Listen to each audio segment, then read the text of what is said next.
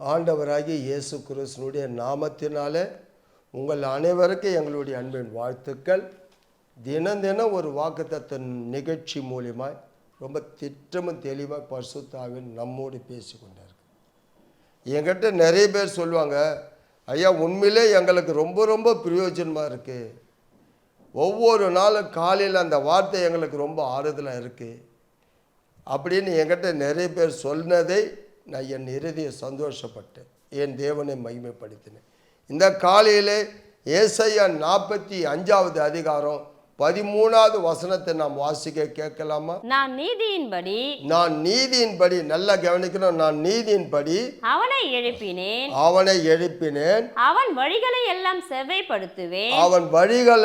செவ்வைப்படுத்துவேன், அவன் என் நகரத்தை கட்டி, என்னுடைய நகரத்தை கட்டி, சிறைப்பட்டு போன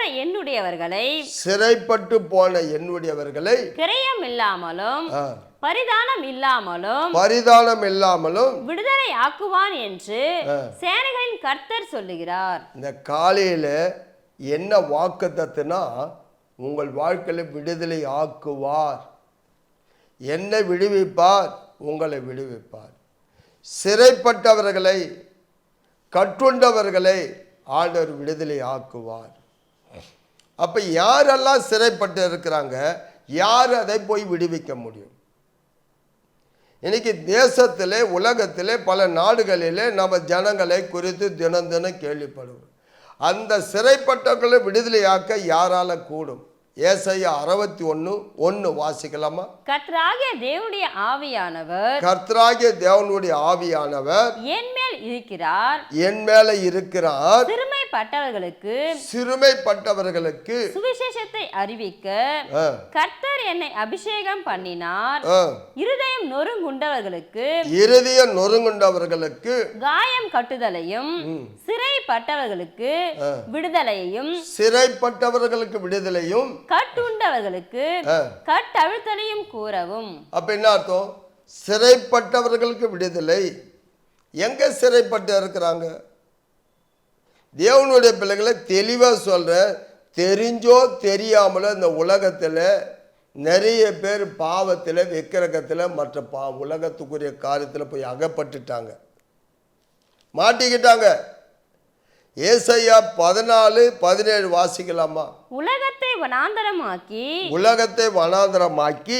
அதின் நகரங்களை அழித்து சிறைப்பட்டவர்களை தங்கள் வீடுகளுக்கு, நான் சொன்னேன்ல, எப்படியோ போய் விழுந்துட்டாங்க பாவத்தில். ஆனால் அந்த சிறைப்பட்டவர்களை பிசாசு கையில அவங்க வீட்டுக்குள்ளே போய் மாட்டிக்கிட்டாங்க. வாசிங்க. சிறைப்பட்டவர்களை தங்கள் வீடுகளுக்கு போக விடாமல் இருந்தவன் பிசாசு. சிறைப்பட்டவங்க தன்னுடைய வாழ்க்கையில வீட்டுக்கு போகணும்னு ஆசைப்படுறாங்க, விடுதலை பெற்றுக்கொள்ள வேண்டும் என்று ஆசைப்படுகிறாங்க. ஆனா அவன் விட மாட்டேன்றான். பிணை கைதியாய் கொண்டு போயிட்டாங்க.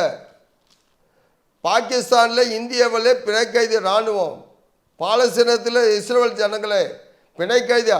ஆனால் அவங்களை விடுவிக்க கூடாதபடி அவன் பூட்டி வைத்து இருக்கிறான். அப்போ இன்னைக்கு நிறைய பேர் குடியில், விபச்சாரத்தில், பாவத்தில், போதை வசூல், அநேக விதத்தில் சிறைப்பட்டுட்டாங்க. அவங்கள பிசாசு உள்ள பூட்டி வைத்து இருக்கிறான். அவங்கள வெளியே கொண்டு வர வேண்டும். அப்படி வெளியே கொண்டு வரக்கூடியவங்க யாருன்னா, அபிஷேகம் பண்ணப்பட்டவங்க, கர்த்தருடைய ஆவியானவர் மேலே இருக்கிறார், சிறைப்பட்டவங்களை விடுதலை ஆக்க. அப்போ அவங்க விடுதலை இல்லாமல் இருக்கிறாங்களே, அவங்கள என்ன செய்யறாம?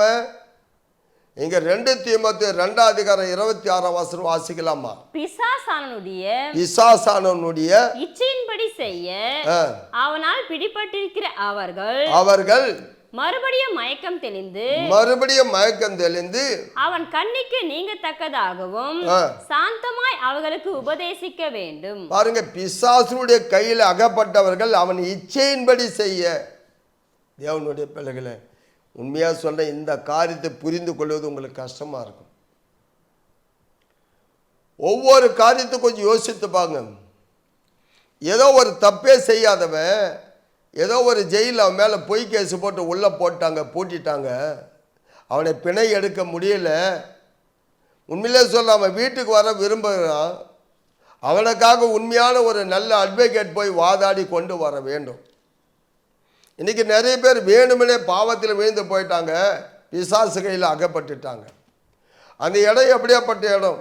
வெளிப்படுத்தல் விசேஷம் 18ஆம் அதிகாரம் 2ஆம், அது பேய்கள் வாசம் பண்ணுகிற வீடு. வாசிங்க.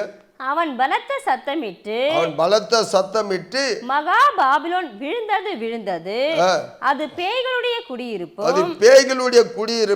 சகலவித அசுத்த ஆவிகளுடைய காவல் வீடும், அசுத்தமும் அருவருப்பும் உள்ள சகலவித பறவைகளுடைய கூடும் ஆயிற்று. அப்ப பாத்தீங்கன்னா அது பேய்களுடைய வீடு, அசுத்தமான இடம். அந்த வீட்டுக்குள்ள போய் மாட்டிக்கிட்டான். வேதனையா இல்லை? அது மறுபடியும் அந்த இடத்துல இருந்து வெளியே வரணும். அது மோசமான இடம். நீதிமொழிகள் 7ஆவது அதிகாரம் 27ஆம் வசனம் வாசிங்க. அவள் வீடு பாதாளத்துக்கு போகும் வழி, அது மரண அறைகளுக்கு கொண்டு போய் விடும். உண்மையிலே சொல்ல, தன் பிள்ளைகள் எல்லாம் விட்டு தான் மணி விட்டுட்டு வேறு ஒரு எங்கேயோ ஒரு பாவத்தில் போய் விழுந்து கிடக்கிற கணவனை பார்த்து, அவனை எனக்கு கொஞ்சம் மீட்டு கொடுங்க ஐயா, என்கிட்ட வந்து கண்ணீரோடு ஜெபிக்கிறாங்களே, எங்களை விசாரிக்கலை ஐயா, அவர் என் பிள்ளைகளை விசாரிக்கலை, ஒரு பாவத்தில் போய் யார் வீட்லேயும் அவர் தங்கிட்டார். அந்த இடம் எப்படியாப்பட்ட பாதாளத்துக்கு போகிற இடம். மறுபடியும் வீட்டுக்கு வரணும் அவர். அப்படி வீட்டுக்கு மீட்டு கொண்டு வர வேண்டியது தான் அபிஷேகம் பண்ணப்பட்டவங்க. அப்போ இன்னைக்கு தேவனுடைய பிள்ளை அவர்களை மீட்க வேண்டும். இதுக்கு தான் வேதம் சொல்லுகிறது, தெளிவாக சொல்கிற, சிறைப்பட்டவர்களை விடுதலை ஆக்குது. அப்படி விடுதலை ஆனவங்க என்ன ஆவாங்க? ஏசாயா 35:10 சந்தோஷமாக வெளியே வருவாங்க, மகிழ்ச்சியாக வெளியே வருவாங்க, விடுதலையோடு வெளியே வருவாங்க. வாசிக்கலாமா? கர்த்தரால் மீட்கப்பட்டவர்கள் திரும்பி ஆனந்த களிப்புடன் பாடி சீயோனுக்கு வருவார்கள். நித்திய மகிழ்ச்சி அவர்கள் தலையின் மேல் இருக்கும்.